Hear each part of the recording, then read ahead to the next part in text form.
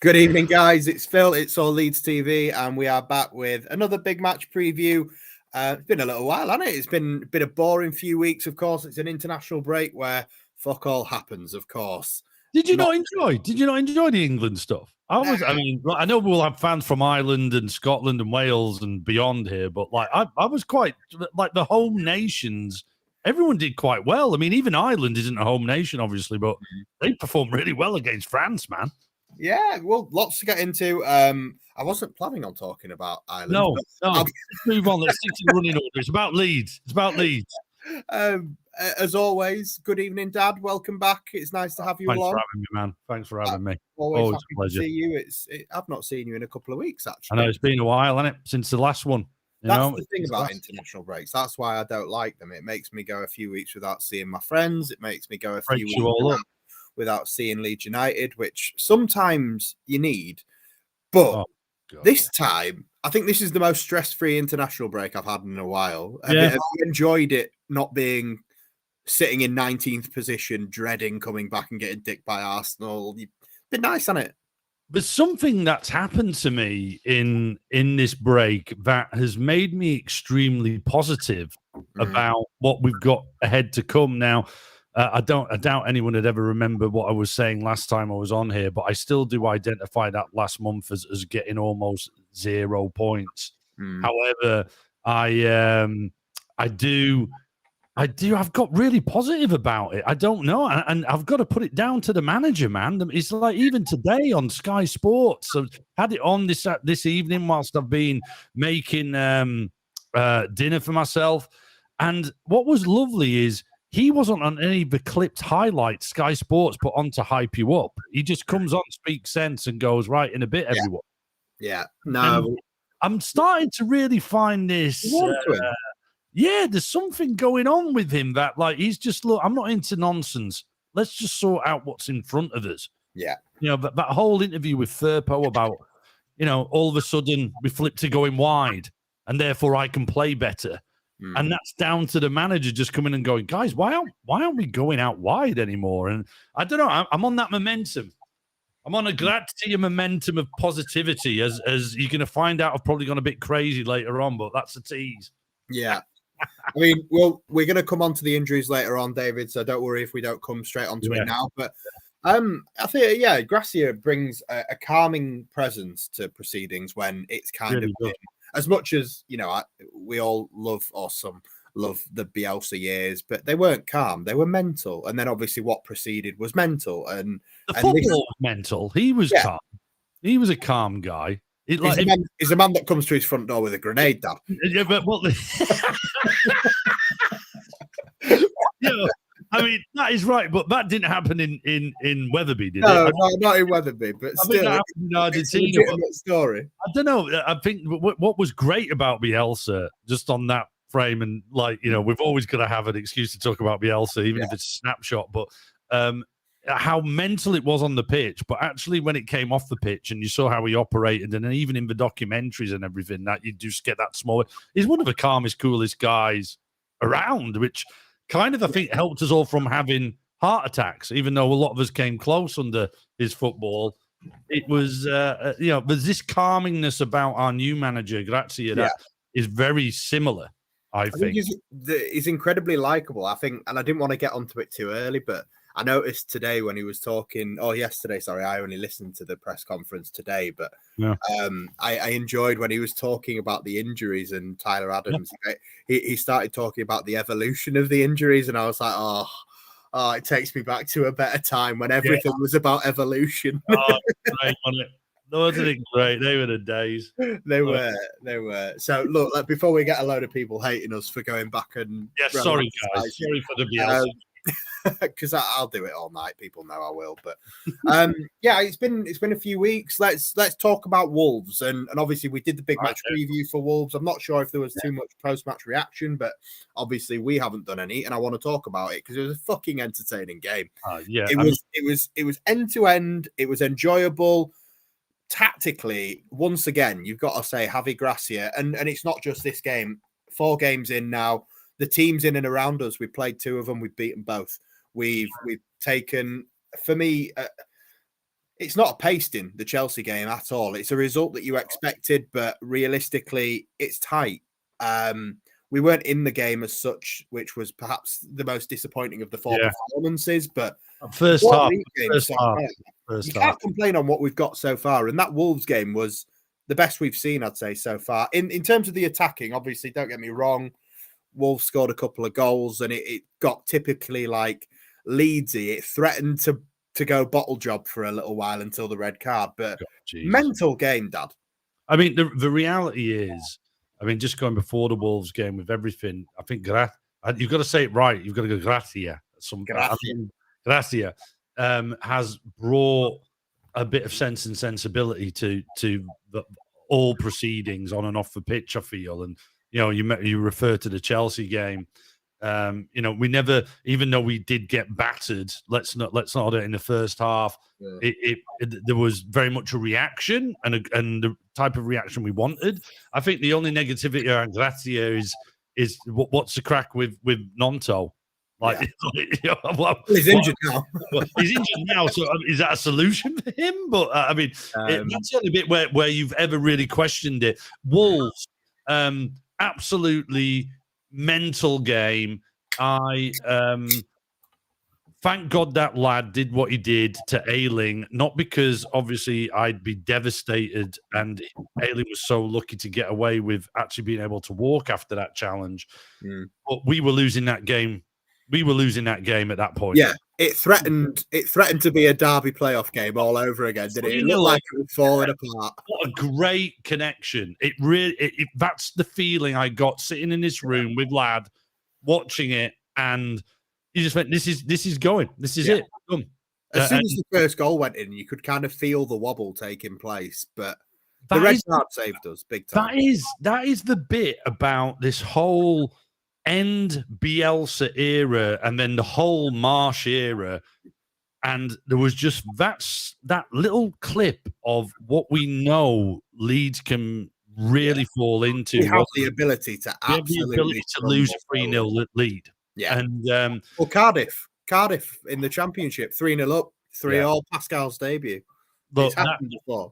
It has happened before, but we've just got this self-destruct button that seems to be always the red light flashing on the dashboard, and our players just go, oh, I really want to touch that red light, and it's going to come from one of them, you know. And it was Meslier, and then, you know, it followed up. I mean, it was a great finish. Don't get me wrong by the Wolves guy, but do you know what a wonderful result. And, you know, you talked just at the start about not being much post-match reaction about this, but that's because the Wolves fans have given us all the great post-match. It's been absolutely spectacular. I mean, without having to plug another podcast that we all listen to, but the what was it? The propaganda from the square ball. I think we were all itching for it to come out, and it was a good hour and 10 minutes long. And I think absolutely fantastic. Normally, like, I listen to the podcasts and stuff when I'm doing the school run on a morning when I've got the baby to sleep and drop the little one off at school and I'm taking the baby to nursery. And there's a good half-hour walk in that bit. Yeah. But like, any time another parent stopped to speak to me, or like there was a phone call or anything, I paused it specifically so I could come back to it. Normally, I just let it play, and if it's a bit of background noise, but this time I was properly interested. Oh, those boys are the best. They really are, especially like you say, the propaganda one. But like, just like seeing what was saying there, I think it's moved up in the comments now. Yeah. Apologies if it was Nick G. It was kind of like the conspiracy theories that really. Yeah. They did the same last year, though. They did the same. Well, you look at it exactly. There's something going on in the Wolves fans' mentality where they think, you know, it comes down to what is it? It's kind of the ownership models of the clubs that get influences this. But I've got to say, and it was the same with your man last year when he got sent off with the headband. Yeah, I think the referee got every decision correct in that. And the major decision? I think the major, like, because you and me were chatting on the game. I thought as a general, he's had a mare. I think I thought he made a lot of bad decisions throughout the game for both teams. I did think maybe from their point of view they could be more annoyed than us, but I agree with you. Why? You know, but little decisions like free kicks here and there, that's definitely a foul and he's not giving it, and that kind of thing. But For example, Ayling's yellow card, it wasn't even a foul. And Yeah, obviously, if that's a yellow card, how did we not get other decisions earlier on? And I think when we all saw the Firpo decision, I think we all kind of thought penalty. But when you watch it back on VAR, and I think a Wolves fan would say the complete opposite. But as a Leeds fan, I watched it and kind of thought, is it clear and obviously a foul and a penalty? At the time, in real play, we all thought, yeah, blatant penalty. We've got lucky there. And I suppose our fourth goal as well, if you slow it down enough, you could probably think, oh, he has pulled his shirt. But look at fucking size of the guy. Oh God! I mean, look, that is schoolboy. Anyone who's now in this stream will tell you, like, from you are taught at level 1 coaching, you discuss that whole piece. Play to the whistle. Play to the whistle. It's that simple, and that just shows, I think, unfortunately, maybe the attitude, and you could see it from the bench as well about how they were reacting. Yeah. And there's always been the shithousery element of Wolves in the last 5 years. And it really went against them for that game. And look, the one thing I would say about Wolves is I absolutely adore them now. Just because you've been there and had some great days there. I've had some of my best experiences with them. And I hope whatever happens to us both, we end up in the same league because it's great. What, you want us both to go down? If we go down, I want Wolves with us. If we stay up, I don't want Wolves to go down. And, it was even to the point where I saw a video and it was completely unrelated to the match. And it was a guy just going, what fans do you really hate? And he was in Wolverhampton and he was like with this guy and he went, Leeds.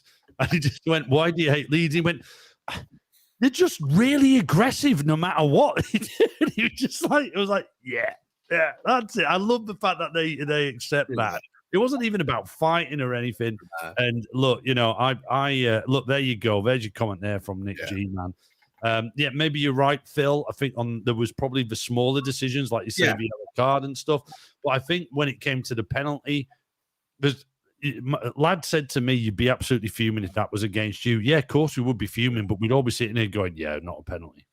Yeah, it's one of them where it's just the way he goes down. I think that if he went down a bit more normal, maybe it gets given, but the way that there was so little contact and he threw himself to the floor, I think their behavior, I think, played a lot into the way the referee acted that day. But I mean, look, there's no way the referee could have called it like I'm about to say without the replays, but it was certainly there was just not enough contact there to affect the player not to be able to perform. It's the same with the fourth goal for Adama Traore to try and stop when.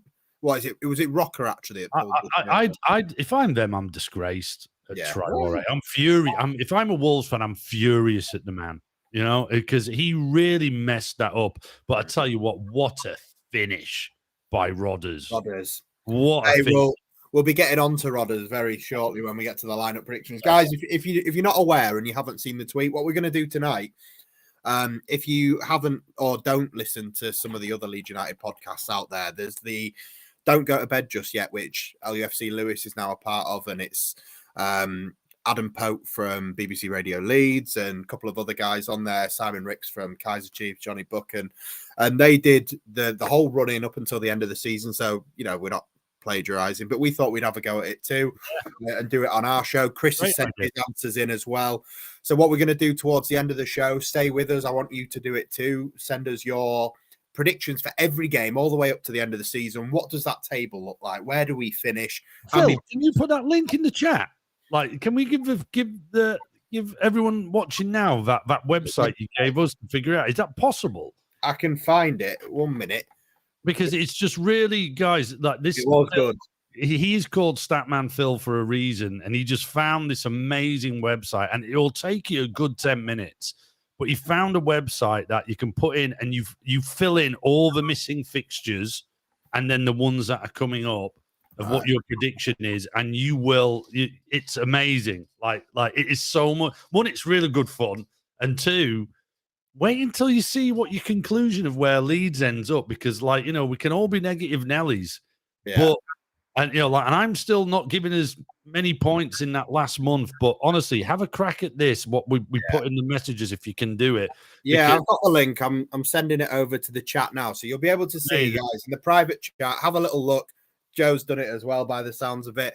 Go online and have a little play along while you're listening to us. Pop all the different results in. And one thing I said to Dad, when you're going through as well, try and keep an eye on the gap between 20th and 12th. So for all the way through, I don't want to jump too far ahead, but I had like a 4-point gap up until the last couple of games of the season. It was tight. Yeah. Well, I've got us qualifying for the Champions League guide. So let's see. You're not far off, to be fair. Let's see. You're not far off at all. Please do it. Please do it. Scroll if it goes missing. Scroll through until you find a link. We should remind everyone because it'll take you 10 minutes to do, but it's great. Yeah.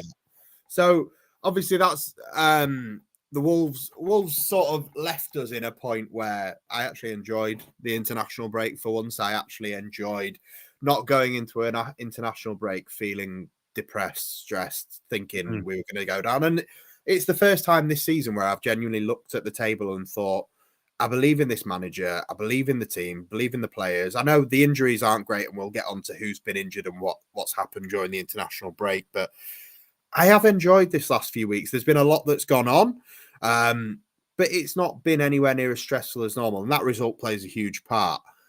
Obviously, during the international break, there's been so much that we have to talk about. And I think it's worth just touching on little bits of them, but maybe not get too far into it. Obviously, I think I'm going to try go chronologically, but save in important bits to the end. But we had the Ellen Road bomb scare, which by the sounds of it was sort of credible. Someone's been arrested, 20-year-old man, for making the threat, I believe, online. Doesn't sound like anything was genuinely found in the stadium, but the threat they found to arrest him. There's transfer talk both in and out. I think the one that was an incoming has probably calmed ever so slightly since, which was obviously Calvin after the Italy game and talking to Willie Nonto. The Orta interview we're going to get into, and obviously the injuries picked up on the international break. But Dad, the bomb scare, did you, as someone that doesn't live in Leeds, did you hear about it? Yeah, well, I mean, look, don't live in Leeds, live on the wrong side of the Pennines, guys, in Stockport. But it is, I mean, you know, just thank Christ it wasn't real, man. Yeah. You know what I mean, it's, look, you know, I really don't know what we can say. Thank God there was a reaction like there is. You know, again, the emergency services, I think we're all grateful, especially in the climate that we're living in at the moment, where, you know, people are feeling like the need to strike within that type of sector. I really, it was just something that really kind of went, no way, not on Ellen Road, man. Yeah. You know, we all go there, and we're, you know, when we think about ourselves, you don't really care that much, but you know, I take my lad there. Yeah. And it just made it feel like, I mean, that's a bit of holy ground for me. And the fact that something like that could happen, thank God for everyone there. Thank God it wasn't real, but I saw the real-time response and it looked pretty effective. I don't know if it was or not, but it was the only thing I've got to say about it really is thank God people reacted like they did and nothing happened. Yeah. No, that's obviously the relieving thing. And just the whole thing's a bit mental. It caught us off guard. So I got a text off various different people, just like joking, like, what have you done? Why is Ellen Road closed? And I'm like, what the fuck are you on about? And obviously I live about 10-15 minutes away. So my missus couldn't get home from work because obviously that part of Leeds was closed.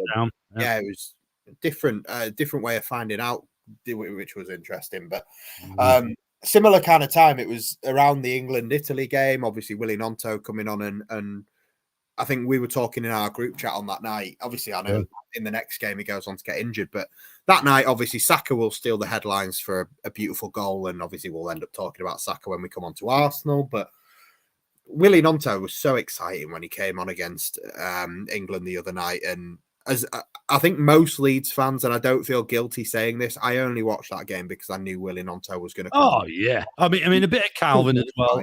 I'm still carrying Calvin love. I've got to admit. But you're right. We were all talking about because we're going to ask you. I'll ask you in a minute on the rumours what you want. But Nonto versus England, you wanted him to score, surely? Oh God, yeah. I mean, he totally like the great thing I enjoyed, probably, and everyone in the comments will agree, is he totally looked like he was tearing Walker a new one. It was a real positivity about it, and I just went, "Oh yeah, I fancy that in May."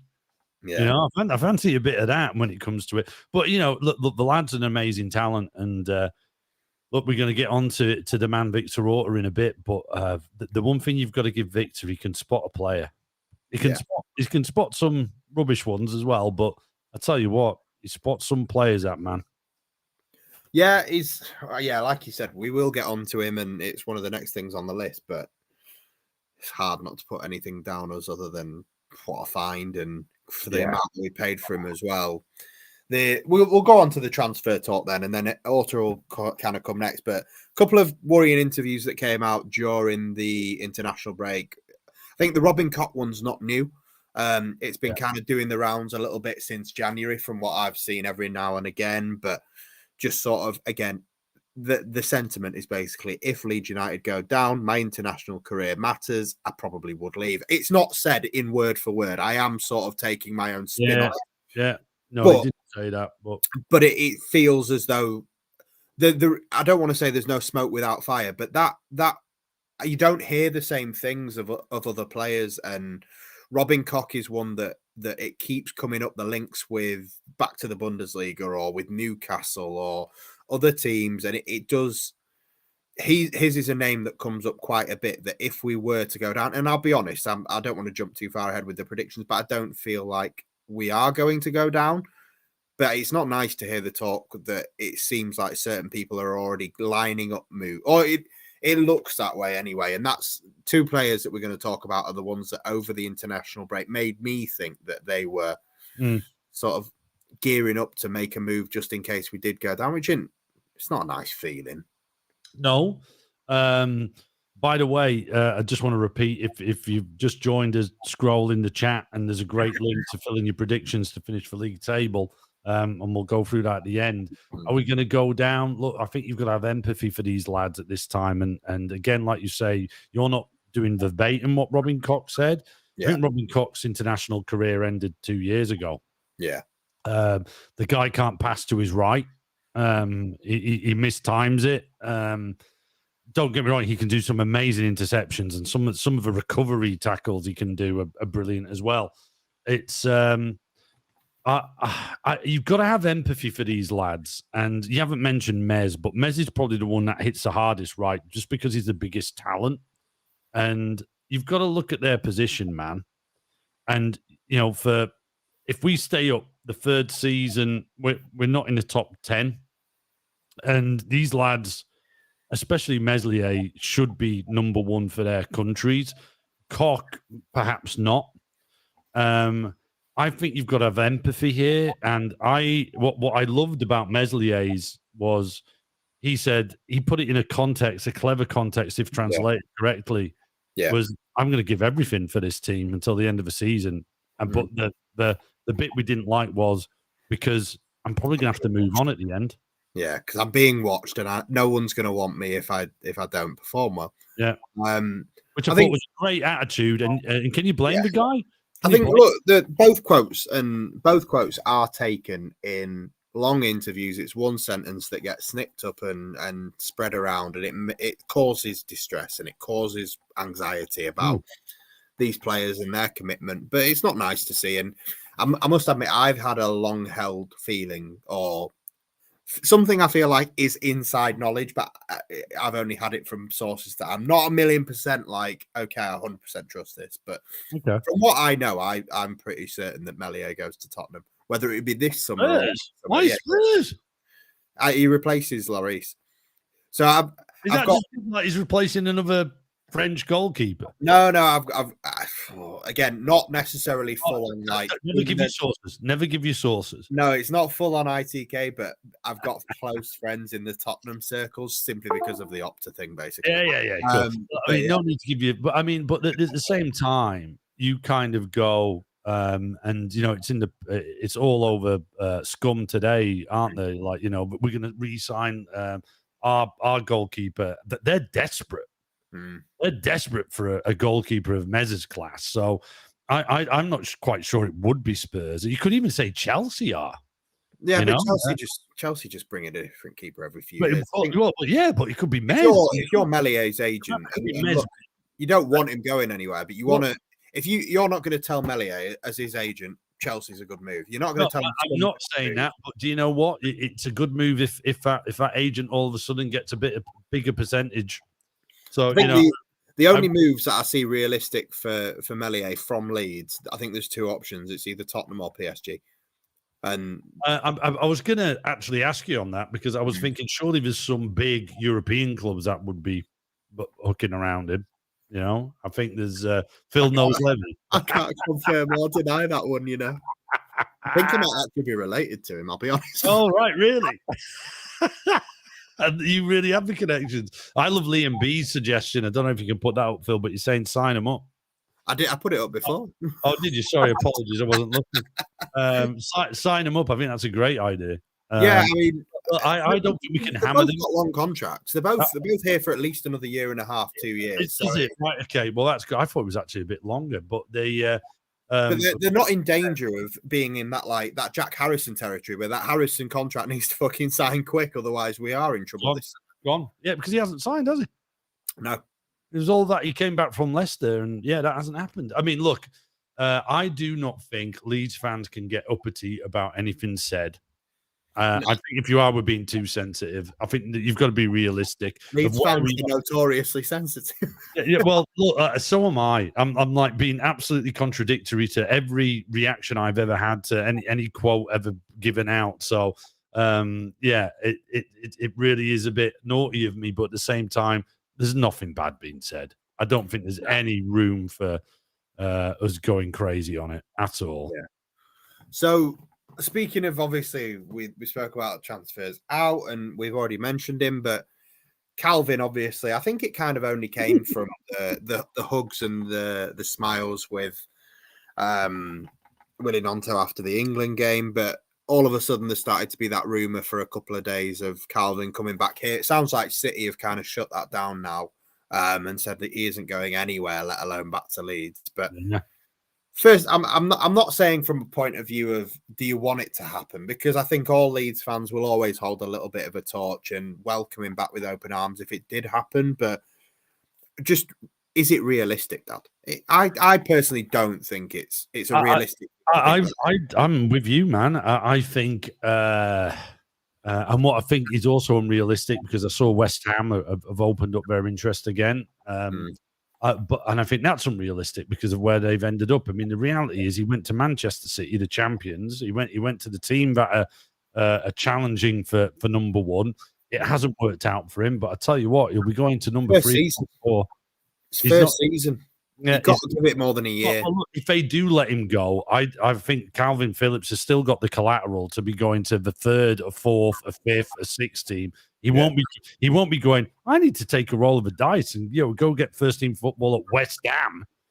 He loves us. He loves the only way the West Ham thing would happen is if they were to get the money that they actually should get. I don't think he'd go. I don't think he'd go. I don't think. No, I'd rather fight from a place at City than go to anyone who's lower than top six in the Premier League. I tell you what, what I'm looking at is I think that the teams like Atletico Madrid and teams like that will be apt. They'll be more the favourites. But maybe Spurs, if they end up there in the Champions League, they will be a good shout for they so benefit from someone like Calvin Phillips in their side, So I think it would be more likely them. And then you've got to ask the question: would City sell him to them? I'm not sure. I'll be honest. I think with Calvin, as much as sentimentally, we'd all welcome him back. Of course, we would. And it's hard. It's hard to honestly say like a player of his quality wouldn't strengthen our squad. Of course, it would. But would Milner ever come back? I don't think so.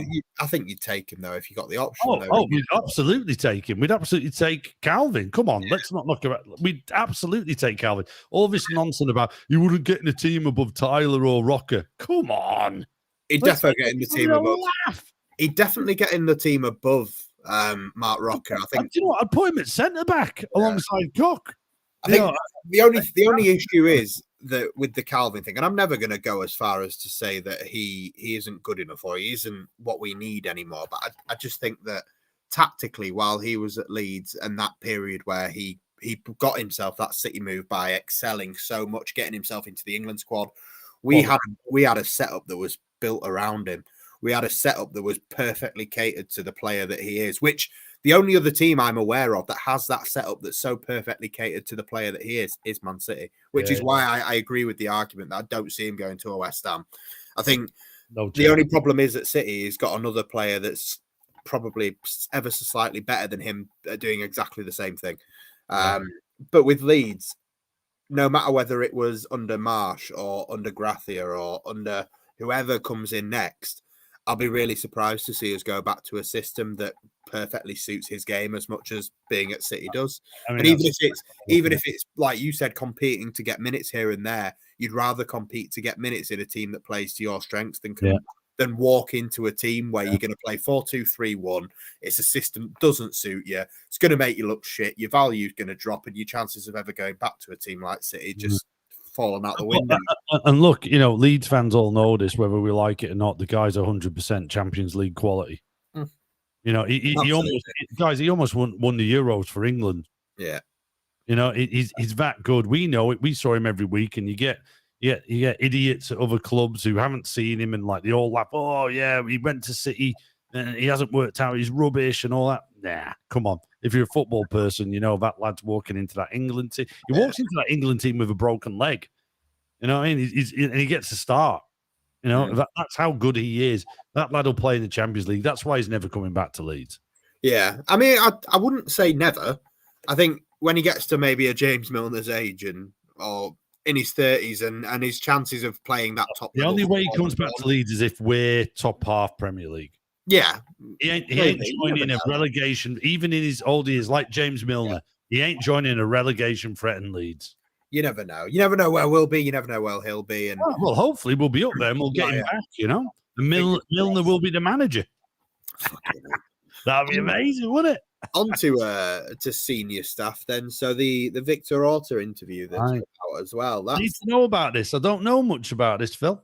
There's not too much to know. It's one of them where people will take the obvious sentence that comes out of it and make a big deal out of it. But he spoke about wanting to go back to Spain. He's got young children who he wants to spend more time with their grandchildren because obviously they're from Spain.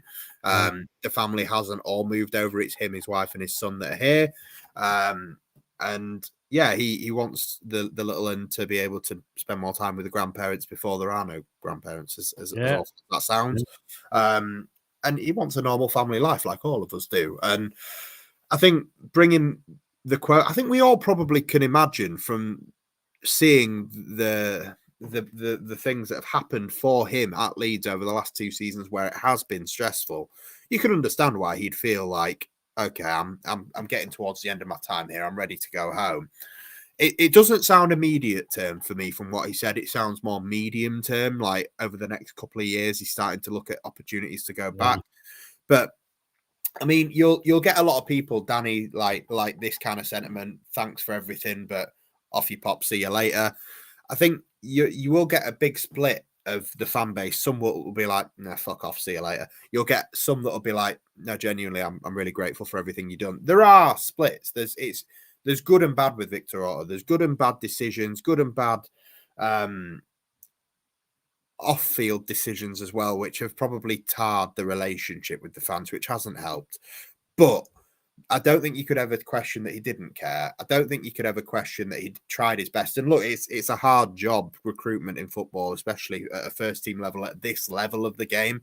And we were speaking right at the offset from Willie Nonto. Will go down in history as one of the better signings of his reign. But Mateus Klick's in there, Mellier's in there. At the time, I would have said one of the worst signings we've made. Rodrigo. I would have said Firpo. I've made my fucking cat Firpo now, and Rodrigo. Even though I'm honestly, mate, some of these signings that I laughed at a year ago, it's been good. About that. And obviously, look, we're all gonna have different opinions on different bits, but end of the day, it was his vision to get Marcelo Bielsa here. So there's so much to talk about with Orta, and I think we've done it a million times, but and Michael's kind of brought to the table the thing that will obviously upset fans, but with the Orta reign sort of starting to look like, I don't know if it necessarily ties in with the 49ers coming in and that's where it cuts off. I don't think it's an immediate end as soon as they come in, but the problem is when you think of Victor Orta and where he goes next, obviously it's back to Spain, but I'm telling you now, he isn't going back to Spain to go to Osasuna. He's going to a Barcelona. He's going to a Real Madrid. He's going Sevilla. He might go back to Sevilla. Challenging or the one, Sevilla. Yeah, it will go to a team in Europe because he's very highly thought of in the game. Well, and so he should be, right? Because like, look at what the guy does. I mean, you've mentioned all those wins there that I'll be forever grateful for him for, which is number one, Marcelo Bielsa. He was the one who turned, if we believe the hype, turned to Radrizzani and answered Marcelo Bielsa when asked the question, who do you want? And Rafinha, man, come on. Like, I'm looking at that lad ripping it up with Barcelona. He's single-handedly dragging the biggest club in the world, or one of the biggest club in the world, into like areas that no one ever thought there would be, and Orta nabbed him for 25 mil at the time, which is ridiculous. I think it was about 17. Was it less? They bought him for 18 million, but because if they were to sell him for any more than 21 million, they would have to basically pay back so much to Sporting that it made more sense for them to sell him for less. So we bought him for 17 mil. So you look at things like that. Like that, knowing that shit's actually happened and being able to take advantage of it. And well, look, and then Nonto, we got more recently, and let's throw it back just a few and look what he did with the players that Bielsa turned into absolute monsters, And it's Clicky for what, about $1 million? I mean, unbelievable stuff, right? And then look, behavior terrible. And this is what I'm going to say, actually. But this is it. His public behavior is shocking. I mean, even in the documentaries, when he failed to sign Dan James the first time, you go, oh, come on, man. Yeah, it's like, come on, this happens all the time. What you're doing, and see what this is. Look, I don't know this. I don't know the man. Phil, you know him better than me, like you do Daniel Levy, but. I genuinely do know Victor Orta. That's the difference. but I think what the guy is over passionate and likes drama. He's an emotional man. But no, he likes drama. He's not an emotional man. He likes drama, and it's that whole stereotyping he plays on, and. The guy likes drama. He for me, he's not a narcissist by any stretch of the imagination, but he likes us to know I'm the guy who signed Rafinha. Yeah, I'm the guy. He's even said the words, "I'm the one who got you into the Premier League, pal." Yeah, and this is all. Hey guys, love me or else I'm gonna go. And by the way, I'm gonna use family reasons this time because I haven't got any football reasons. I've got family reasons to tell you why I'm gonna go. And with that, you kind of look at it and you go, mate, if you were that bothered about your mum and dad coming over, the wage you're on, move them over. Wow. Do you know what? And do you know what? Actually, if you're not going to move them over, your family could move there. And I tell you what, there's a flight that you could commute to and from Leeds Airport every day if you wanted to from Spain. And he'd probably have a slower commute and more time to think of his next drama whilst he's waiting, to board if he did that. Yeah. So actually, I think that's a nonsense. And this is just the latest bit of the bit that we don't like as fans with Orta is the drama he puts around himself. He does it about himself. We've even seen our managing director grab him and go, lad, come on. You're having a bit of a laugh here now. And that's just his weakness. Now, I tell you what, now this may be controversial. I'm happy to deal with that. Yeah. As long as he's buying his Rafinhas and Nontos. Yeah. Simple as. I must have. I feel like I need to address stuff like that. So, without giving too much away, obviously we had the relationship in place with Orta and Kinnear around the charity game, and I just want to clear up. Like, I don't agree with everything that he's done on a professional level. I like to judge him on a professional level, but if you want to talk about a personal level, and I know there's probably directors of football or people in football that do this kind of thing all the time, but my personal experience of Victor Orta as a man, he didn't need to speak to me at any point. I have originally approached him to ask if I could film him playing football for a social media account. I then approached him to ask him if he'd play football with us. And he replied within about 10 minutes saying, I'll bring my gloves. And obviously that was during lockdown when I didn't see any other human being other than my own family. And it gave me such a lift. And then not only that, I have no other previous relationship with him through work or anything. It was literally just we bumped into each other. I got the opportunity to be able to have some conversations with him. And thankfully, and we're not friends. We're not good mates. It's literally just I'm going to tell you an honest story from a personal human being. Tommy's actually saying, "Sorry, mate, I didn't know you were friends." No. We're not friends. It's I send emails every now and again asking for things, and to be fair to him, he's always done it. My missus was obsessed with Alioski. Alioski left, so I couldn't do anything about that. But then she had a bit of a thing for Dan James, even though I said he's shit. But I asked for a signed picture of Dan James or something, and the day after he sold him, Victor emailed me back and he was like, I can't do that, but what can I do for you? And I just said, well, I'm getting married, and the day after it's my birthday. Yeah. So Arsenal, he bombed off South Stand tickets, guys. We were in. Phil bombed off South Stand tickets. We were meant to be in the South Stand for Arsenal at home, but instead Victor Orta texted me on my wedding day with the only person that I picked up the phone to on my wedding day to give us hospitality tickets. And when we turned up at the game, we got there obviously 3 hours before kickoff, and everybody knew my name. Everybody knew my wife's name. Everybody looked after us.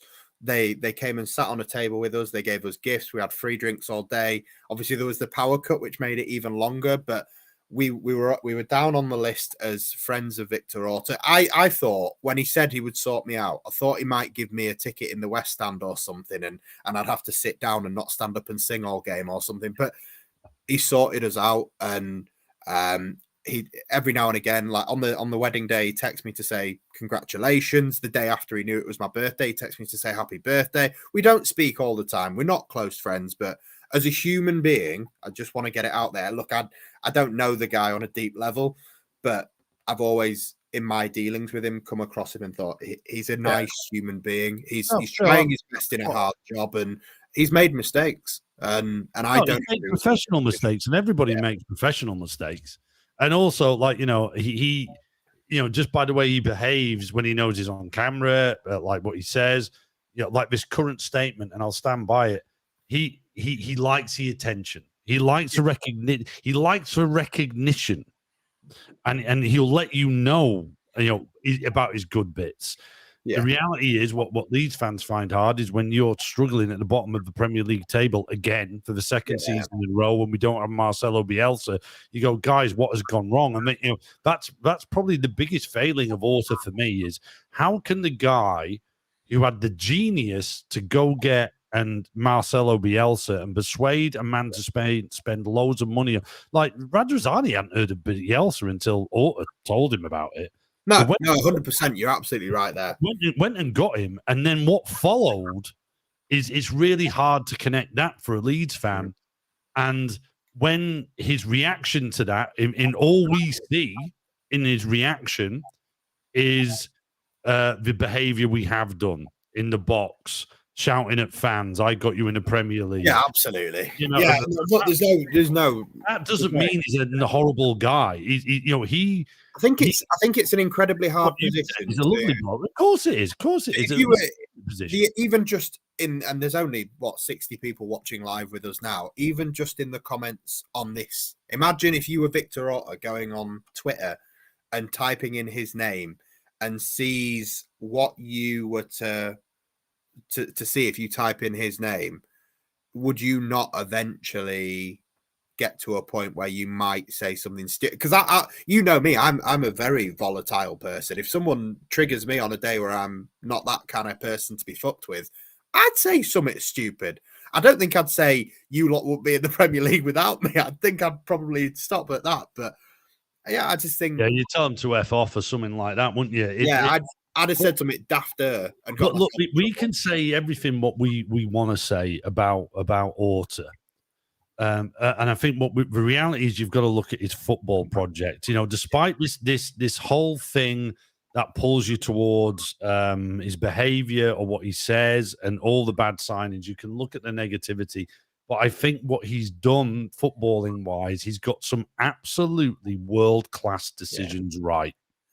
Whatever you say. On a professional level, for me, the only thing that I would say is that I mark him down on in his tenure at Leeds is the fact that, and it's only really dawned on me recently, I'll be honest. I think I felt this way when Bielsa was here, that I loved the way that we had a plan, we went for it, similar to a Brighton, but then I didn't like what we did in terms of the way that we had that plan, and then we threw it all in the bin and went for Jesse Marsh. It was so totally different. If you've got a plan and it's working and it stops working for 5 minutes, you have to stick to that plan. If you know it's one that can work, believe in it. And that doesn't mean necessarily pay Bielsa more, give Bielsa more time. It's repeat the winning formula. Yeah, and follow it on and find someone that can take over that mantle. Don't just throw it all in the bin. And then they threw all that in the bin. They threw Marsh in the bin, and now we are where we are. Look at it. Look, if you look at the whole narrative, it was really ropey from the start. Yeah. Thomas Christiansen, Heckingbottom, disaster. I mean, that was horrible. I mean, guys, I don't mind saying, I think I might have even said it on the podcast when we were doing it at the time, I'm not paying for another ticket. Yeah. Yeah, because football was horrible. Decision making was horrible. It all felt like a bit of like from Heckingbottom. You'd sit there in a press conference and you're going, I know what you're saying's right, but that ain't happening. And then all of a sudden the Bielsa magic happened. And this is a bit that was really disappointing. And I think even if we buy Orta's biography, I'm willing to bet you, and everyone says he was taking us down, it was a disaster. It was that snapshot in time where it was really bad, where we had all these big teams. We had all these people that were pummeling us. I'm telling you now, Victor Orta one day will go, we should have backed Bielsa better. Yeah. 100%. He needed, this is the thing, and I wonder if at any time that whole element of Orta wanting the gratification became the problem. Because if Bielsa's going, no, Orta, that isn't a good enough player for me, you need to do better. When someone like Orta has bought him Rafinha and brought him, I think they were always bound to clash on different things. You know what I mean? Exactly. And I think what happened there, unfortunately, was what Orta needed to do to take Leeds on was obviously find the solutions Bielsa needed. Yeah, which I think he failed on. I saw someone earlier, and apologies, I didn't see your name. Do you think Dan James would have been a world-class player under Bielsa? No, I don't. I don't think that would have happened.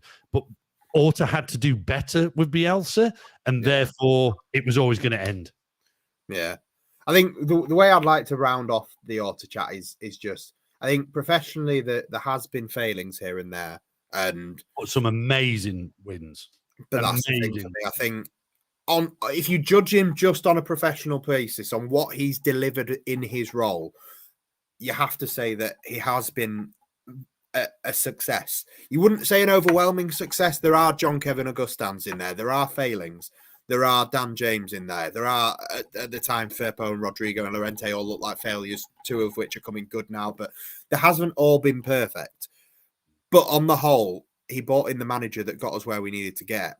He's seemingly, people forget, he's still, whether it was a first choice or not, he's still the person that's bought us Javi Gracia now, and it's working.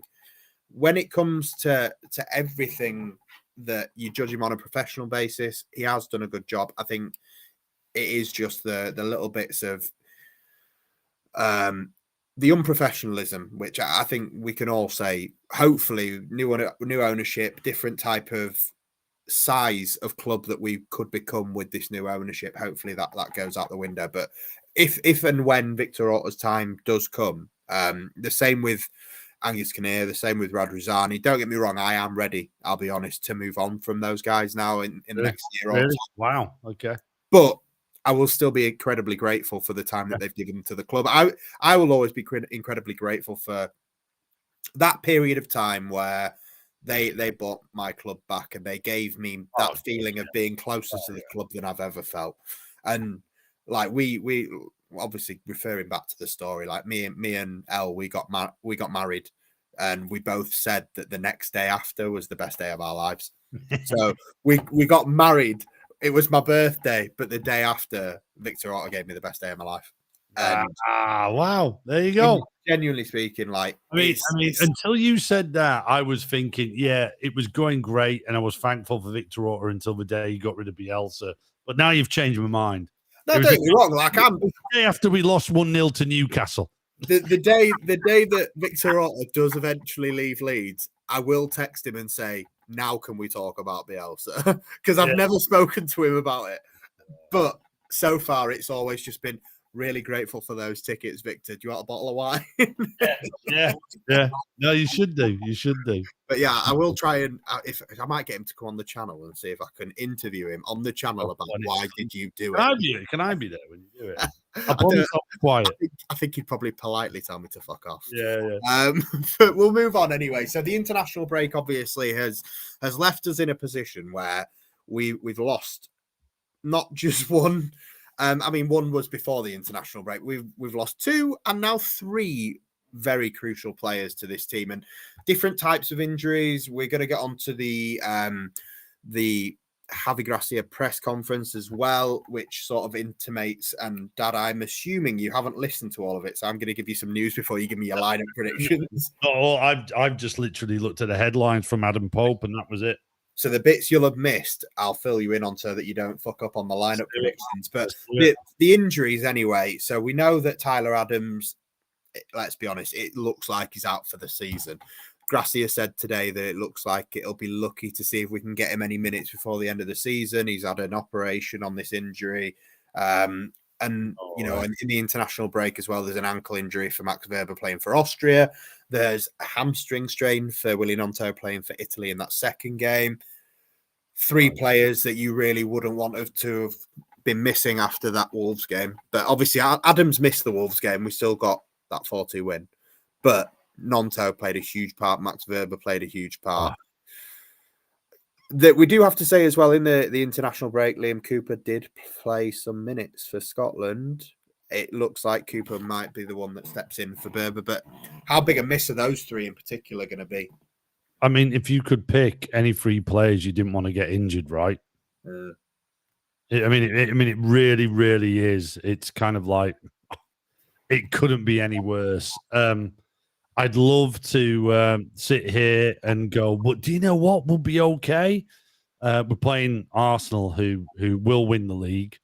They'll trounce it, and 100%. And look, we can't expect anything from this weekend. So I think maybe from a football point of view, it needs to be beyond my brain a little bit. It's kind of like I look at Gracia and I say, okay, mate, look, this is going to be tough as it is.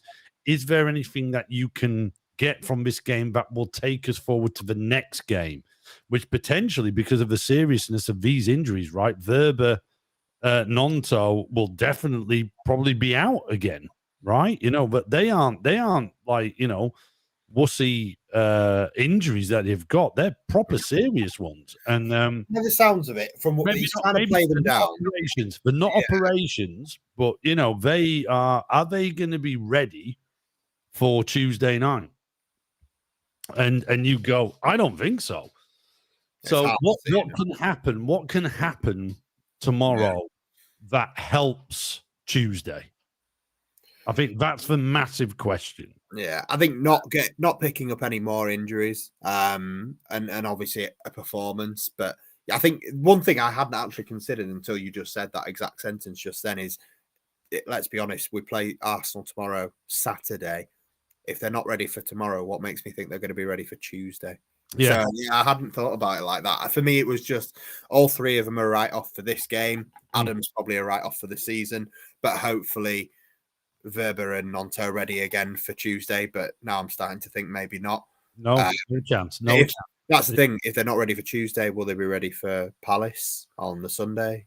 So Sinisterra, you know, he's back. We've got to manage Rodrigo properly for tomorrow.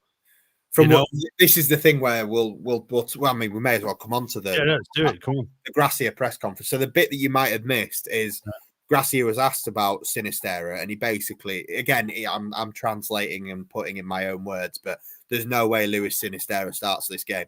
No, will he be on the bench? By the sounds of it, him and Rodrigo will be on the bench. They will both be able to play a similar kind of part, but not a right lot. So last 20 minutes, something like that. Right? So whereas for me, if they're available, both of them start. But is it not about? And this is the point I was getting to. And by the way, I didn't catch that, mate. So thank you for clarifying it. But I was kind of in that zone of those type of players. Is it about just making sure they're ready for Tuesday? Because offensively, you know, we need them for Tuesday night more than we do tomorrow and at 3 p.m. And we know we're not going to have Nonto. So, like, if we have Sinister in there, that's great. If we can have Rodrigo playing against Forest, brilliant. I think that's what we've got to look at for tomorrow. I think the likelihood of having Rodrigo and Sinisterra involved on Tuesday and Sunday against Forest and Palace is 10 million times more likely than seeing either of Nonto or Verba. Now, Verba is the real one that I think like really kind of goes, oh, God, because of his performances and how brilliant he's been under Gracia.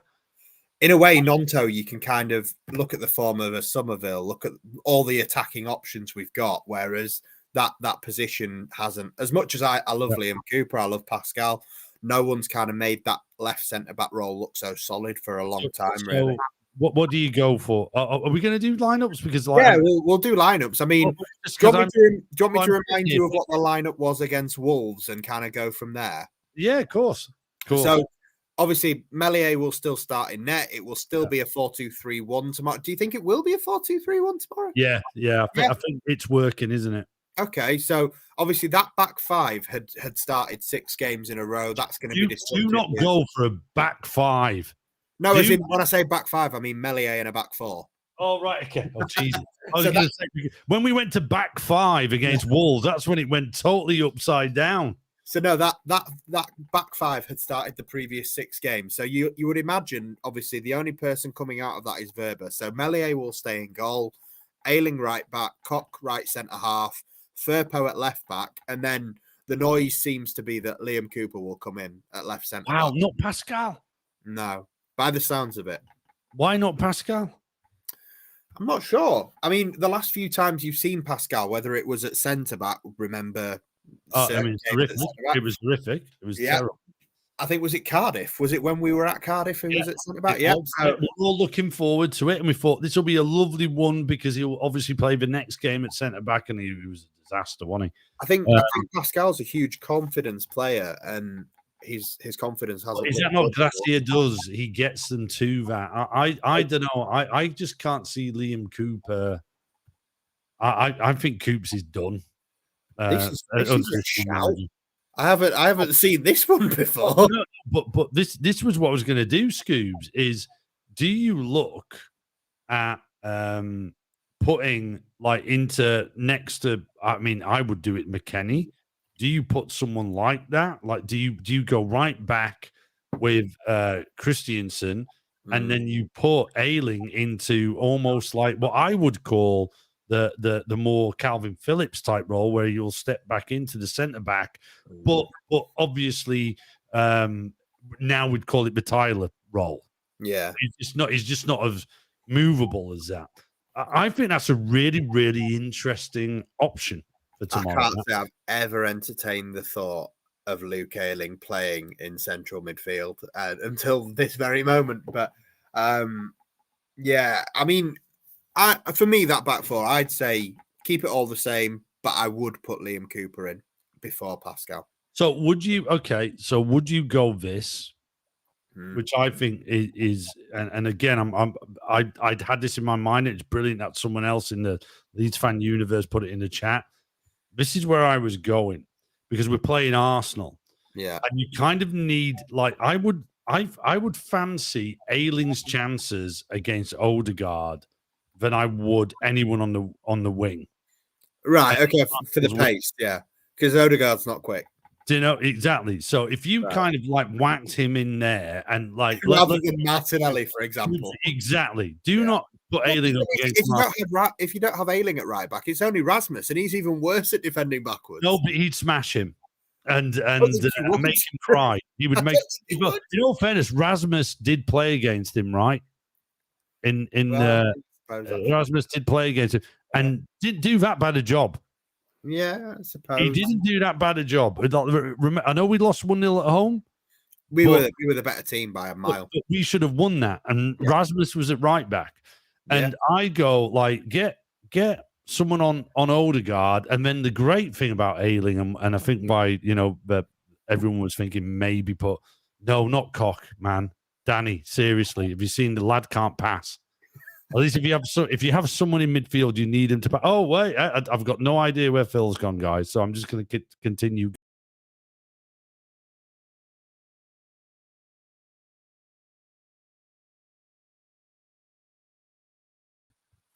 There, Phil. There we go. Jesus. Oh, well, Jesus. We've had a God. We're back. It was like all of a sudden Heckingbottom was in charge of all Leeds TV.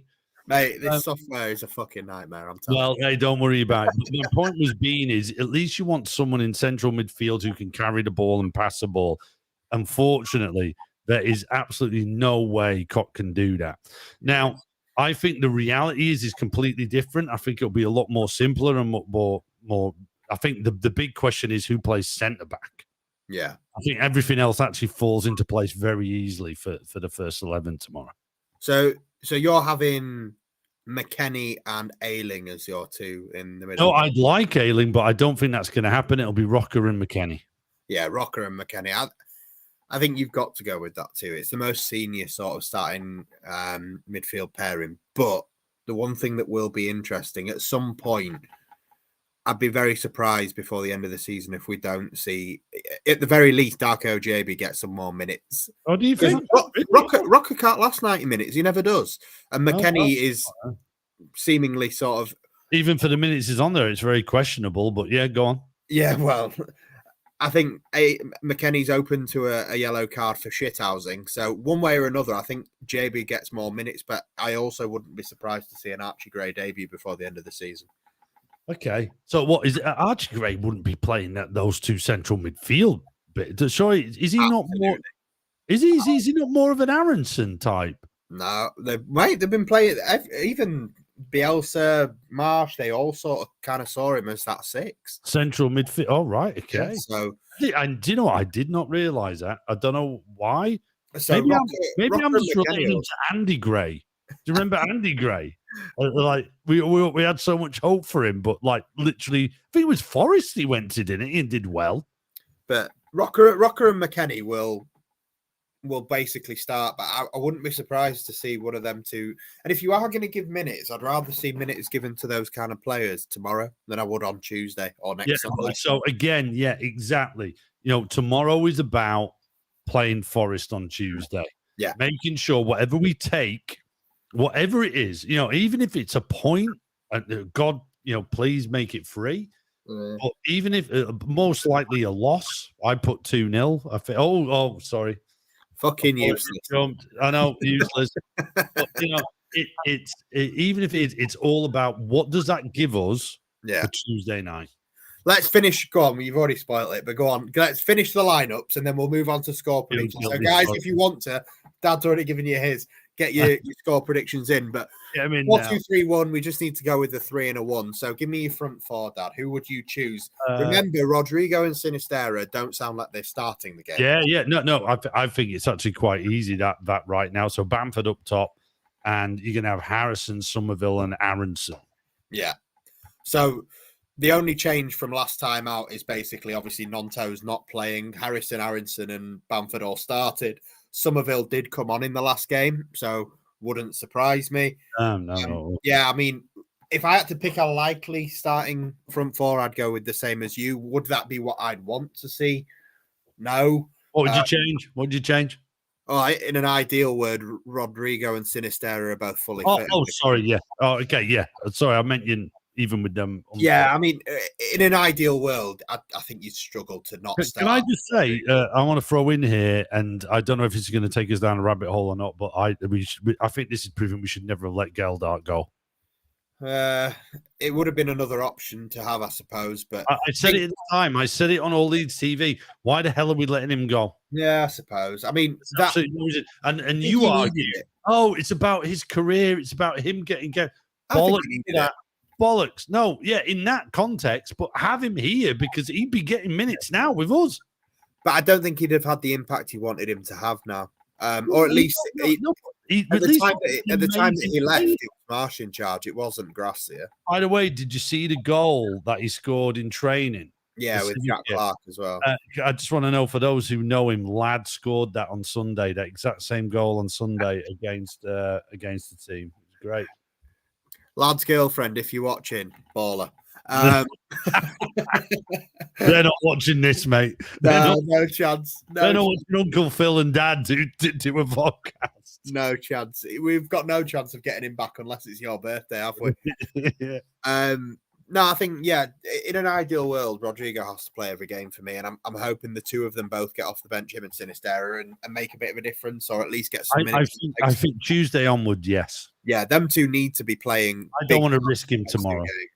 But yeah, no, on score predictions, obviously, Dad, you've already kind of given it away, but how do you expect the game to go? Do you think we'll compete like we did at Ellen Road? Yeah, I think we told. I think Gracia, even though it's a completely different manager, different setup. This is what I mean. I think Gracia is. I mean, look, they play high wing backs, and look what I know this may seem a bit simplistic, but we're wider now.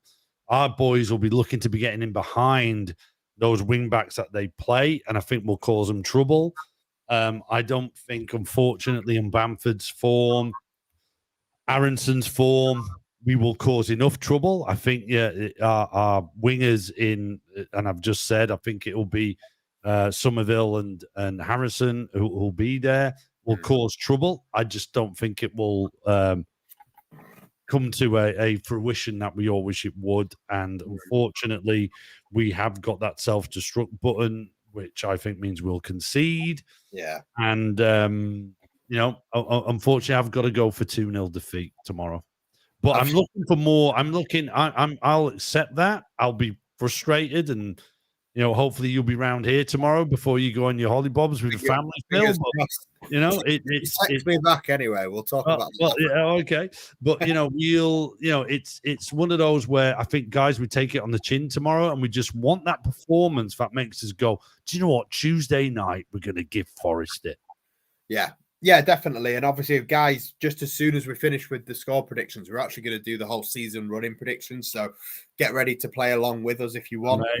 The one thing I am going to jump ahead and just reveal. So obviously, Chris, who can't be with us tonight, we got him in our group to do. He's not died, guys. He's not died, guys. He's still alive. He's literally out for a curry with the lads. It genuinely could have been the other way. We don't know. We obviously normally paint him this picture as the most positive Leeds fan in the world. I'm looking at my predictions solely for the Arsenal game. My prediction for the Arsenal game, your prediction for the Arsenal game. Chris has gone 3-0 defeat tomorrow. Oh, has he? So you've gone 2-0. I've gone 2-1 defeat. But I'll be honest with you. Score. Who's scoring? I've said that very begrudgingly, I'll be honest, because I've got a few cousins that are all Arsenal fans. They're all Cockneys, eventually moved up to Leeds when they were a lot older. But for the last few weeks, so for the first few weeks of the season, when I thought they were still shit and we were above them in the table, I sent him a picture of the table every week. And then obviously every week since the third week of the season, he's just sent me the emoji going like this after every Arsenal game. And then for the last few weeks, knowing that this game was coming up, I managed to find a GIF of Viduka celebrating that goal Oh, in 2003. So I've sent him that picture. Then I've sent him a message a couple of days later, like, we've done it before. Then I sent him a picture of 1999 as well. And Man United lifting the Premier League trophy in both years. And you know how painful that is for me to have to send that as my kind of like. But I've been teasing him for weeks, like, we've done you before when you've gone for the title. Arsenal fans, we've got to say, Arsenal fans are the most triggered fans.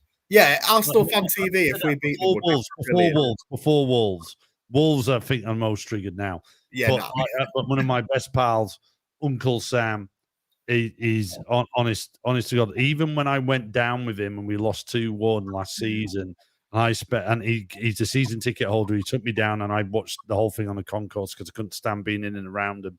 Yeah. Even then, I almost felt by the end of the day I'd got one over him by by my banter alone. Yeah. I just bantered my way out of it.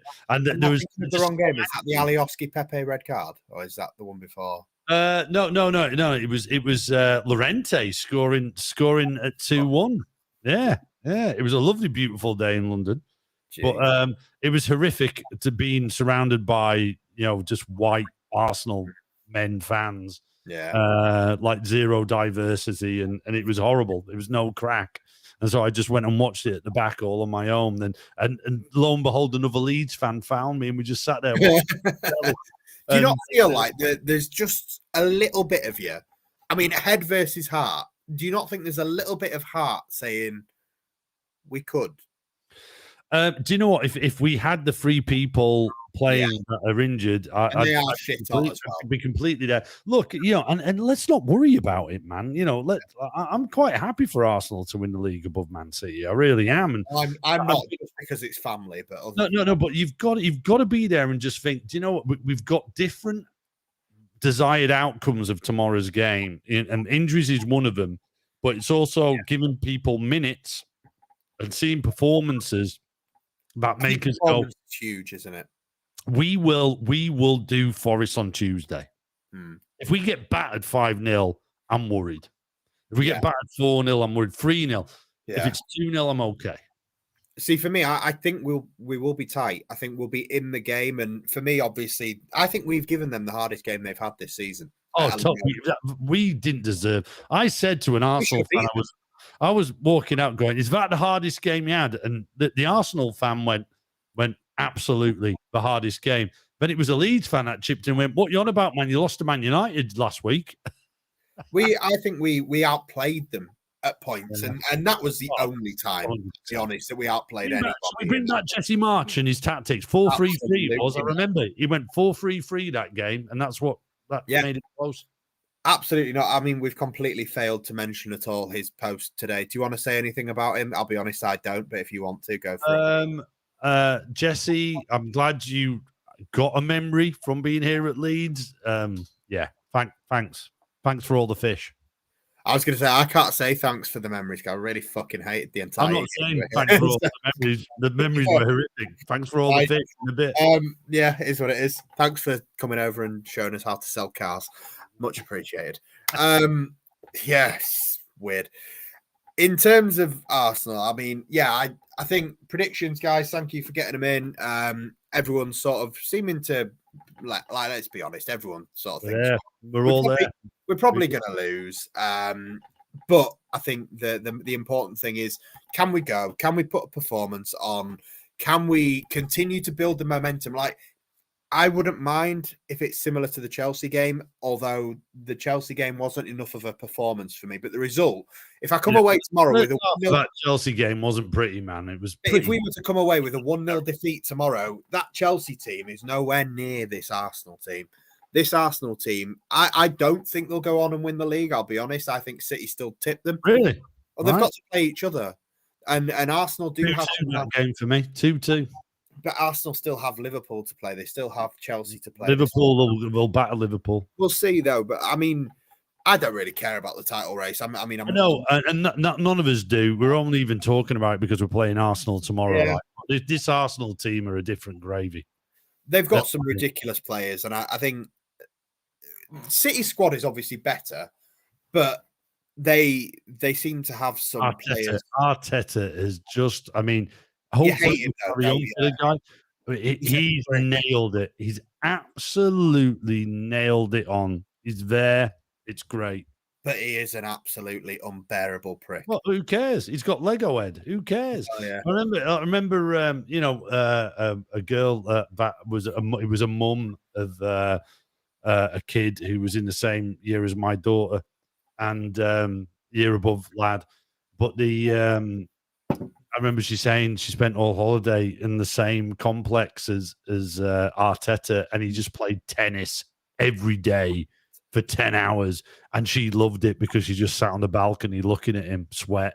And I hated him from that moment, to be quite honest with you. I said, no woman is ever saying that about me. No man or woman will ever say that about me. And therefore, I've never liked the guy. But I tell you what, as a football coach, he's absolutely nailed it. Yeah, he has done a good job. And yeah, I mean, Michael's got the right idea. I think the thing that rattled them is we really got in their faces and we fucked with them at Ellen Road. I think it's harder to do that. Well, no, there's plenty of teams that have done that to them since and have handled it. That Ellen Road moment was our best chance. And if you think about, like, it was the Rodder's mistake, right? Yeah. What a ridiculous decision that was. And it just caught our whole team out. Even still, that mistake doesn't get punished quite that way by any other player. Yeah, totally. But the point is and look, I'm not purposely going out for Michael because I totally get what he's on about. But I don't see Arsenal have gone beyond that now. For me, they'll fight, they'll battle you.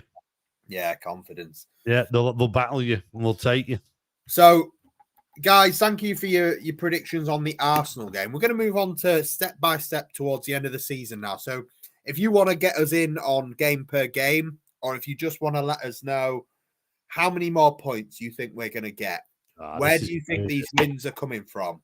Where are we going to finish? And who goes down? So we want your bottom three. If Leeds aren't in it, where do we finish and how many points are we getting? So we've done this step by step. We'll go game by game. Obviously, we've already done Arsenal. I'm going to throw Chris's in there as well. Brilliant. Tuesday night, obviously, Dad, you've already kind of told everybody I'm not here. I'm going to Spain. So my ticket in the South Stand is going to my brother, who's going to be with you on Tuesday night for the Forest game, which I am devastated that I'm missing that one. But South Stand limbs, man, can't wait. I'm fuming because I think we win this one. I think if it would have happened at the time that it was meant to happen, I think we still would have won. But now that Gracia is in, now that I've got that confidence in him, I've actually gone for a 2-0 win. I think we keep a clean sheet at home, and I think we convincingly beat them. Chris went 2-1. He thinks that they score, but he thinks that we edge it. Yeah. What do you think for Forest at home? I'm with you, Phil. 2-0. 2-0. We're not going into goal scorers. Fuck the goal scorers. I don't think we can because we don't even know who's going to be starting. But I tell you what, I'd go for. I think Rodders, and it's about what happens tomorrow. Yeah. But I think I can see Rodders hopefully starting that and kicking ass. That's the thing for me. I mean, my confidence as such, and I'm generally quite a negative Leeds fan, but I've got us. I don't want to spoil it, but staying up. Which I didn't expect to have a few. Mate, don't ruin the journey, man. Let's go. Saying where, but I do think the players coming back to fitness, Rodrigo Sinisterra in particular, genuinely, Rodrigo on his own, I'll be honest, the minutes per goal ratio just makes me feel like he can save us on his own if he's fit enough. And as much as I'm a huge Patrick Bamford fan and the way that he helps the style of the team, if we're only playing one up front, get Bamford out as soon as possible, get Rodrigo in when that's a possibility, because Rodrigo's saved our seasons to this point. You've got to give him the minutes and he will score goals. Yeah. And that's what we need. With the Palace home game, I think you've gone a different result to me and Chris. Me and Chris have both gone for a draw. Chris went for Roy Hodgson dinosaur football, getting Palace a 0-0 draw at Ellen Road next Sunday. I went same sort of logic, but I went 1-1. I think we will score, but I think he'll make them hard to beat. Yeah. So I can see them coming to Ellen Road, frustrating us and nicking a point, and our crowd just sort of getting us over the line for something rather than nothing. Yeah, I think they're really shit. So I'm going 1-0 win. It's going to be intriguing to see how he changes. I've somehow seen them a lot, and under Vieira, obviously. And I think just seeing how, Roy Hodgson, don't get me wrong, is one of the greatest British managers of all time, English managers, if you want to go even more specific, ever. And I haven't seen him what he did with Watford and how he tried his old tricks there. What's going to be different with Palace? And I just think we'll nick a 1-0 win for me. Fair enough. I mean, you've got 6 points from those 2 home games, which I think if we were to get 6 points from those 2 home games, and you don't want to shoot your load too early, but I think if you get 6 points from those 2 home games, you've got to feel pretty confident that we're staying up. Yeah, I really do. The thing I found from doing the predictor with all the games in between was if you look at so many of the teams around us are playing each other on the way through. And I think a lot of them are draws. Yeah. So that's where I see our advantage coming from. I mean, I went really hard in on Leicester on the prediction table. Yeah. That's in the link if you haven't done it, and there's probably not enough time to now. But I think it's so key what we do in April. April is a real month where we can take some real collateral and get us across the line. So quite a few people. Alison is usually as well incredibly fucking reliable with her predictions. She's the best. Every time Alison predicts anything, it happens. So Alison, not the look of the Irish, it's the sense of the Irish. Thank you, Alison, for being the person that puts that comment, because from your mouth to God's ears, we're going to get 6 points. So, I mean, over the next week then, from Arsenal through to Palace, I'd say 4 points is fine. 6 points is a good return. 6 points. 7 points is an incredible return. I think, by the way, the Forest game on Tuesday night is going to be, so intense and anxious. But we are better than them. We are better than them. Yeah. Even look, I know we won't have in Nonto and Aronson. Oh, sorry, we'll have Aronson. We won't have in Nonto, Verba. Yeah. Tyler, obviously, he's written off now, but I think we've got enough. People forget as well, obviously, we've got obviously those 2 home games, which people are predicting 3 points out of each, but we actually have 3 home games in a row. Yeah, there's Liverpool at home. Although I've got that as a 3-0 loss at home. I think we're going to get battered. I think we're going to get totally undone by them. So interesting to see the different swings of how this works. So you are actually the most negative now out of the 3 of us for the Liverpool game. Me and Chris both do have us losing, but Chris's is a 3-2 defeat, and mine is 2-1. I think we lose by a goal, but they're not. Is Chris okay? Is Chris okay? Can we check Chris is okay? Hey, I'll be honest. I'm surprised he's not revised his, because I don't know whether he did the game by game thing, and I don't want to spoil things. He didn't. So he had us finishing 1 place lower than I had us, and I'm the most negative person in the world. Really? He had more points, weirdly enough. He had 2 more points, but we finished a position lower. Let's do that at the end. Let's do that at the end. Let's keep going. Fulham away. Fulham away. Chris has us down for a 1-1 draw, which I can definitely see the argument for. I'm just thinking it's London away from home. We will play well. We absolutely dicked them in the cup game, but still lost 2-0. I've got us down for a 1-0 defeat. I've got us down for a 3-1 win. Fucking hell, no wonder you think we're getting Europe. And no, but do you know what? Because Mitrovic is out. I think Mitrovic will end up getting 6 game ban. But he didn't play in the cup game, and they still beat us 2-0. Yeah, no, but I think we'll have a better team out then. I think we'll all of a sudden we'll have a Nonto back. We'll definitely have Verba back. I think by that time we hit Fulham, we're going to have. I mean, look, you obviously don't know who's going to get injured or anything like that, but I don't know. I fancy yourselves against Fulham. I think we're a better team. We play better football than them. If it was at home, I might agree with you. It's just even remember how depressed we were, because if you remember Fulham at home, yes, that was horrible. We wanted Jesse sacked, and we wanted the world to swallow me up, but we wanted him sacked because of how we should have won that game, because of how we should have won it, and we ended up losing. And I think we are just better than them as a squad, and under Gracia, I think he will do them. So I'm going 3-1 win. Looking at Steve Brown's predictions for the next 6 games, I think, Dad, he's probably even beaten you. He's got us winning the Champions League, Steve Brown.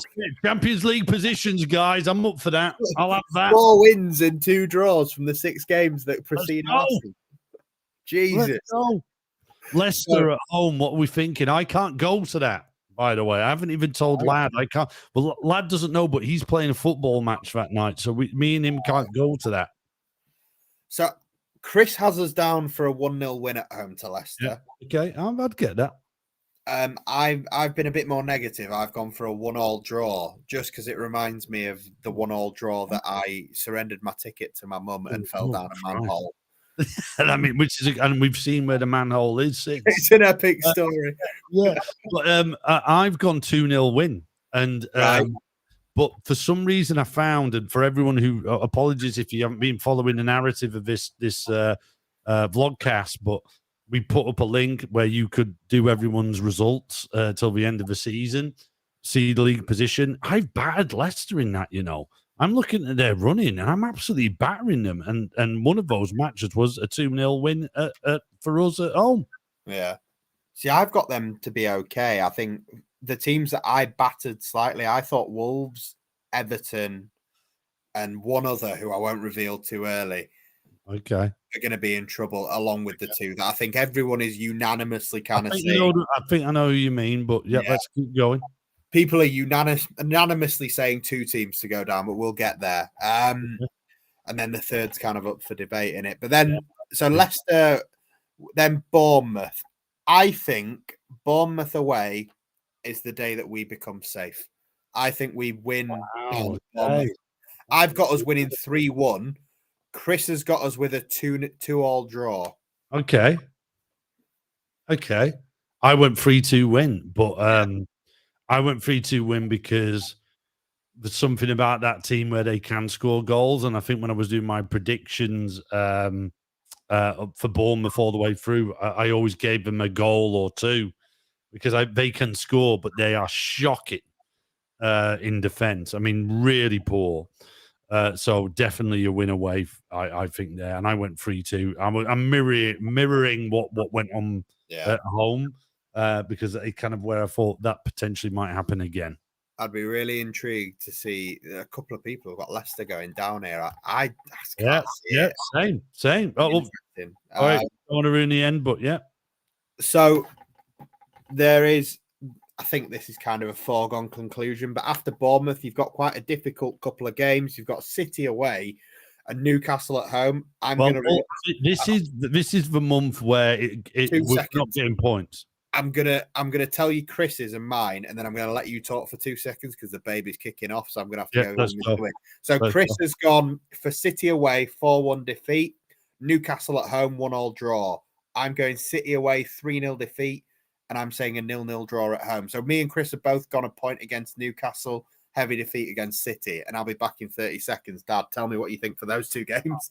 For those 2 games, I've gone 3-0. We lose at City. It may be more. I really can't see anything any better result than 3-0. I kind of went for. I think we will get destroyed 3-0. I can see them cutting us apart 3 times minimum. And we also what happened at Ellen Road. Will we score against them? There is always that chance, but I really did just sit there and think, do you know what? I'll go 3-0. And for the points of trying to build that league, we'll be 3-0 down on balance of whatever that score is. It might be 4-1, etc. 5-2. Newcastle at home, I'm afraid I'm going for a 2-0 loss. I think Newcastle are a wonderful, fantastic team. and they really are going to be punching for that last month. I think they're going for top 4 in that last month. So you think we lose both? Yeah. I was just saying, I don't know if you heard, I think 3-0. However, I think Newcastle's a 2-0 loss. Okay. So interesting to see where we both sort of pick up and lose points along the way. But so those last 2 games, West Ham away, Spurs at home. I actually have us undefeated for the last 3 games, but I have them all as draws, I'll be honest. Chris thinks that we lose down in London at West Ham 2-1. Wow. Okay. He thinks that we beat Tottenham at home on the last game of the season 2-1. I have 2-2 draw away at West Ham and a 3-3 draw on the final day of the season. Oh, wow. I mean, what a game that'd be. Oh, well, it's the last game of the season, isn't it? Fuck it. Anything could happen. So for me, I think we're, depending on the results that follow the next 2 games in May, I think if we beat Bournemouth and have the results I put before, we're safe. So, although what I want to flag now is I have this horrible feeling West Ham is going to be a pivotal game. I've just got a feeling a lot will come down to West Ham. Although when you see my league table, it doesn't read like that. Yeah.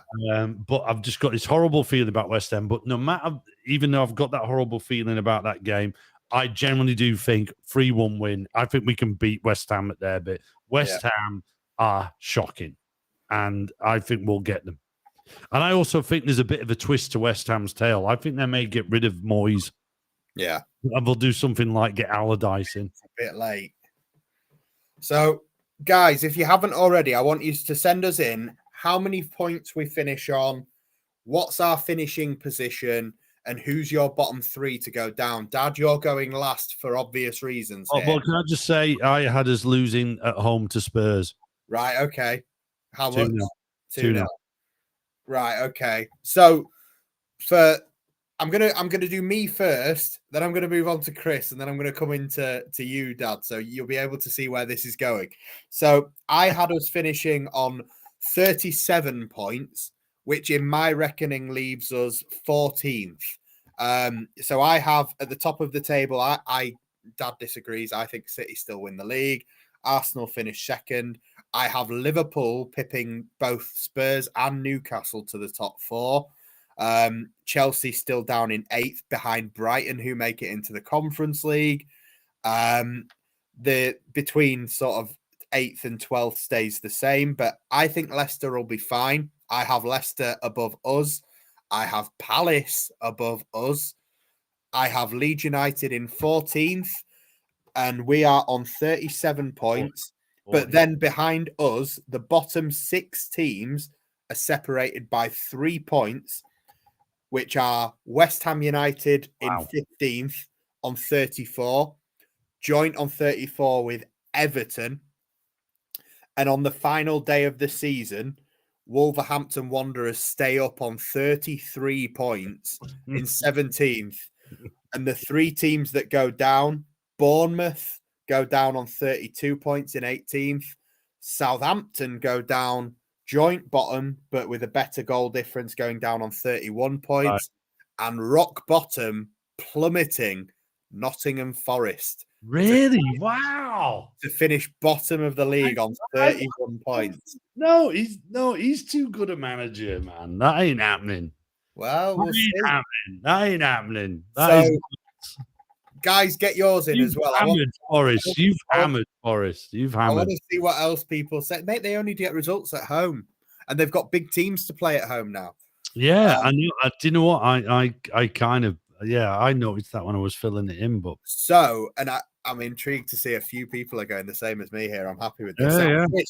Chris went pretty similar to me. Different results here and there along the way, but he had us finishing 2 points higher than me, 39 points.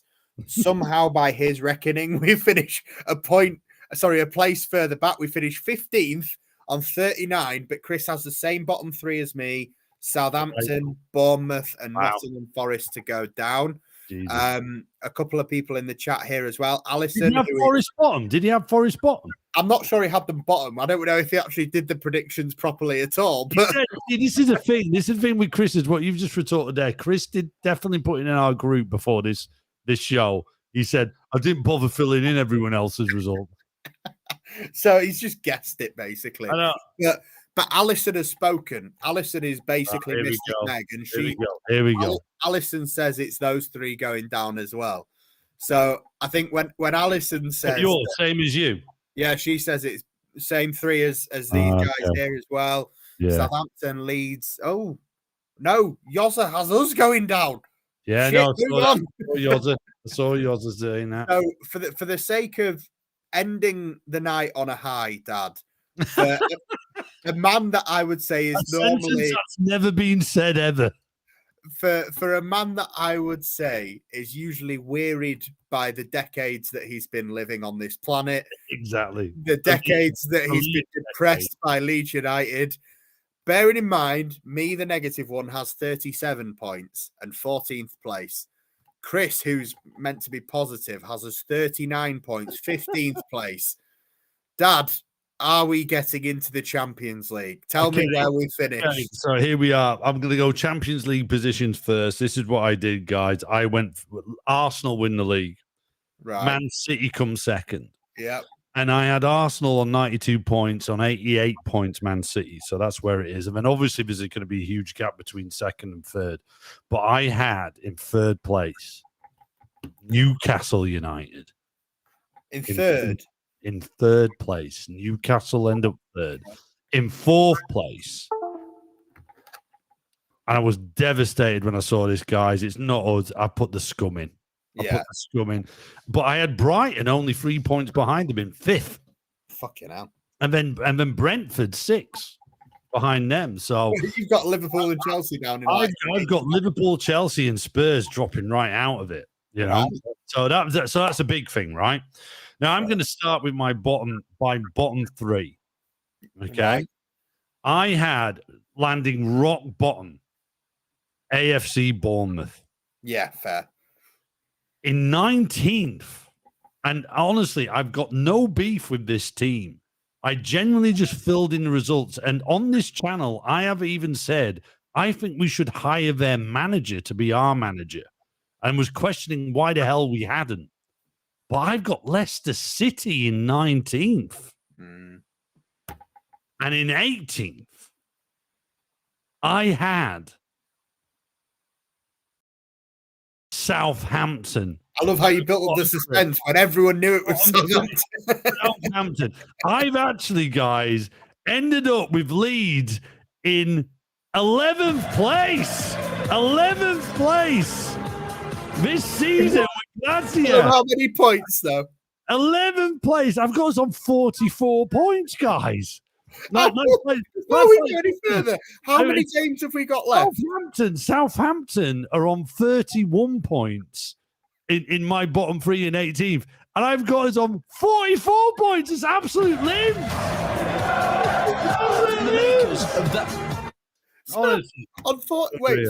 So how many points between now and the end of the season are we winning in your book? Well, in my book, I had us down because I haven't got us for any draws. I've got us down for a win at Forest, a win against Palace. Sorry, a win against Forest, a win against Palace. I've got us for a win away at Fulham. I've got us a Leicester win. I've got us a Bournemouth win, and I've got us a West Ham win. And you're meant to be the negative skeptic. So that's what's got us through because all the others are losses. But that's where I am, guys. That's where I am. And that would take us up if I'm right. And Everton stay up, Wolves stay up, the Hammers stay up. It is Southampton, Leicester, and Bournemouth. And do you know the one thing about that, which I kind of like, which will sound really nasty because I've got a lot of fans, a lot of friends who are fans of these teams. I actually think that feels right, doesn't it? That those three clubs go down. Do you not feel that? I feel like those teams, go on, do one. You don't belong in the Premiership.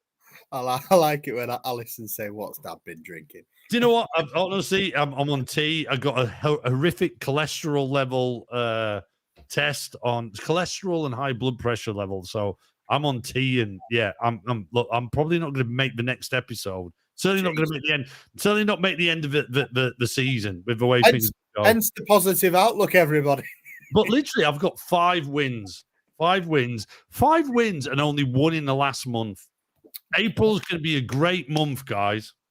Well, you heard it here first. Strap yourselves in. Enjoy the ride. It's going to be a great time. Well, do you know why it's going to be a great time? We're all coming in now. Danny's in.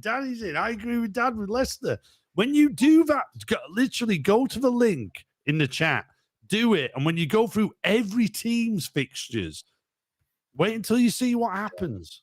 Yeah, I said at the beginning, I had 4 points separating the bottom 8 for a very long time until the last couple of weeks of the season. It's a really good game to play, guys. Go and do it. Yeah, Dad, I mean, as you always say, when I'm not at Ellen Road, Leeds win. So I'm not there for the next 2 home games. Nice. He's Dad on the double T. The next one I'm back for is Liverpool, which we all think we're losing anyway. So fine. But yeah, guys, if you've stayed with us throughout, I know it's been a long one tonight, but we do appreciate it. If you haven't already, do as you always do, smash a like, subscribe to the channel if you haven't already. If you know a dog that hasn't subscribed, get him on too. We could do with the money because we're all skin. But yeah, thank you very much. 44 points. Come on. Woo, limbs. Hey. As always, thank you for the sound effects and thank you for your time this evening, Dad. I'm sure if cholesterol lets you be alive tomorrow, I'll hopefully be seeing you tomorrow.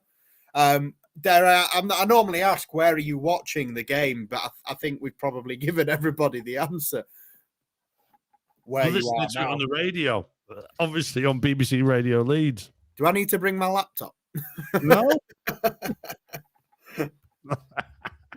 But yeah, thank you very much, guys, for sticking with us and appreciate all your interactivity. That's a big word for this time of night. So I'm going to let you go. Irish. Much appreciated. And we'll see you again later on in the weekend for hopefully some more content if Oscar can pull his finger out.